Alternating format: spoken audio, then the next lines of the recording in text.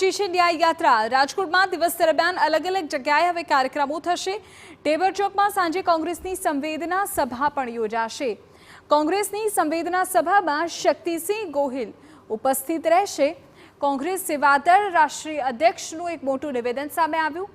ન્યાય યાત્રામાં ન જોડાયેલા પીડિત પરિવારોને લોભામણી લાલચ અપાય।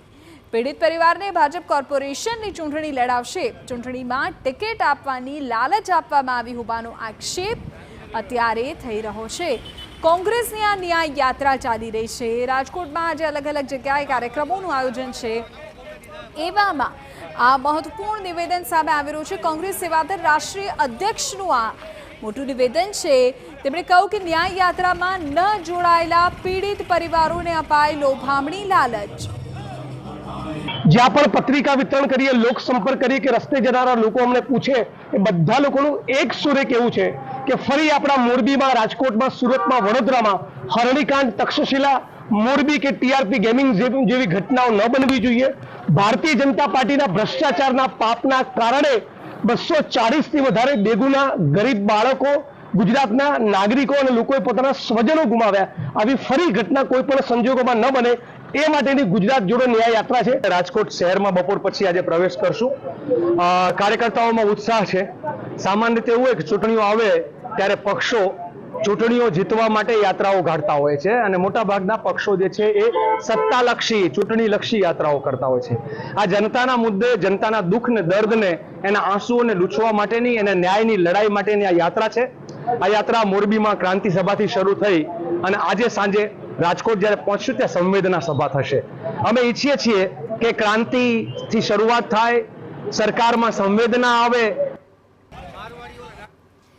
ત્યારે રાજકોટ ભાજપના નેતા મુકેશભાઈ આપણી સાથે ફોન લાઈન પર અત્યારે જોડાઈ ગયા છે। મુકેશભાઈ, એક તરફ ન્યાય યાત્રા ચાલી રહી છે અને બીજી તરફ સીધો આક્ષેપ એ ભારતીય જનતા પાર્ટી પર થઈ રહ્યો છે કે પીડિત પરિવારોને લોભામણી લાલચ આપવામાં આવી રહી છે જો ન્યાય યાત્રામાં નથી જોડાયા તેમને।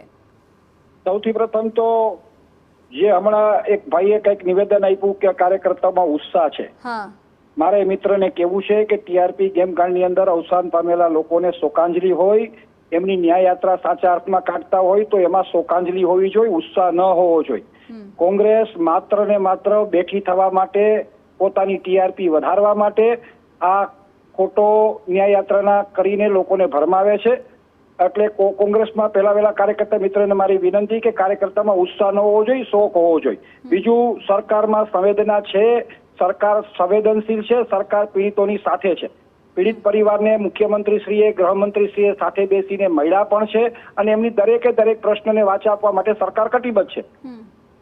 ચૂંટણીમાં ટિકિટ આપવાની લાલચ આપવામાં આવી છે કોર્પોરેશનની ચૂંટણીની, એ પ્રકારનો આક્ષેપ છે। વર્ષો જૂની નીતિ રહી છે। કોંગ્રેસ ગમે એવી લોભામણી લાલચ આપી શકશે। ભારતીય જનતા પાર્ટી આવી કોઈ લોભામણી કે લાલચ આપતું નથી। અમે હંમેશા પીડિત પરિવારની સાથે છીએ અને રહેવાના છીએ।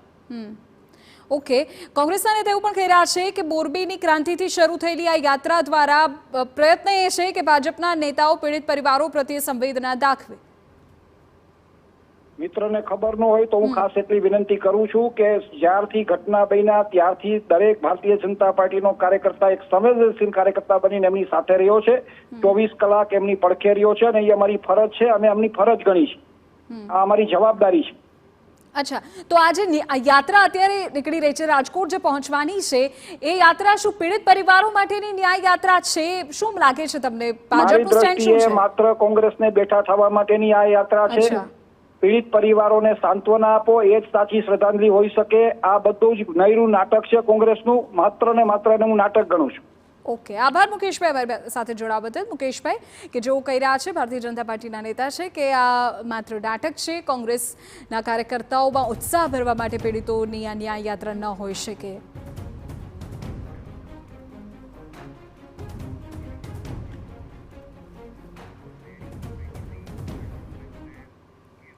સમાચારમાં આગળ વધીએ, દાહોદ જિલ્લાના વાતાવરણમાં